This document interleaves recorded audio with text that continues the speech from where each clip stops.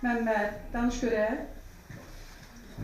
Meine Mutter ist die beste und die schönste Frau der Welt. Mutter ist ja immer fleißig und die Arbeit ihr gefällt.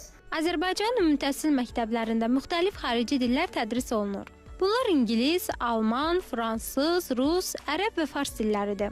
Bütün məktəblərdə xarici dilin tədrisinə 1-ci sinifdən başlanılır. Rayon ümumi təhsil məktəblərində xarici dil kimi ingilis, rus və alman dilləri tədris olunur. Şagirdlər 1-ci sinifdən 4-cü sinifə qədər bir xarici dil keçirlər.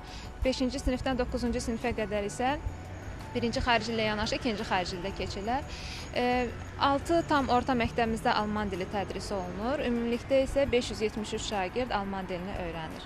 Bugün Şabran şəhər milli qəhrəmanı Samir Zülfüqarov adına 3 saylı tam orta məktəbdə alman dilini öyrənən dostlarımızla və Möminə müəllimlə həmsöhbət olacağıq. Görək bu dilin hansı üstünlükləri var? Alman dilini tez və asan öyrənmək üçün nələrə diqqət etməliyik? Bu il artıq 37-ci ildir ki, bu məktəbdə alman dilini tədris edirəm. Uşaqların bu dillərə marağı çox yüksəkdir. Xarici dil həyat mübarizəsində bir silahdır. Bunu alman yazıçısı Goethe demişdir. Dostlarımız alman dilini öyrənmək üçün müxtəlif əyani vəsaitlərdən istifadə edirlər. Onlar yeni sözlər öyrənir, bir-biri ilə dialoqlar quraraq söz ehtiyatlarını artırırlar. Guten Tag, guten Tag. Wie heißt du? Ich heiße Duran. Und wie heißt du?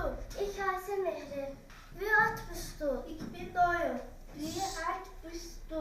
Ich bin 9. Lamiya, Almanca məktuba nə deyilir? Almanca məktuba der brief deyilir. Bəs təbiətə? Die Natur. Xədicə, Almanca kitaba nə deyilir? Das Buch. Bəs qələmə? Der Führer. Ağac? Der Baum.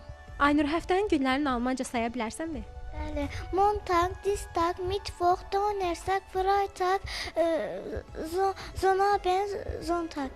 Hazırda Alman dili dünyada 90 milyona yaxın insanın ana dilidir. Bu dil Avropa Birliyinin rəsmi və işçi dillərindən biridir. Malen, çəkmək, die Woche, pro Woche həftədə, die Gesundheit sağlamlıq.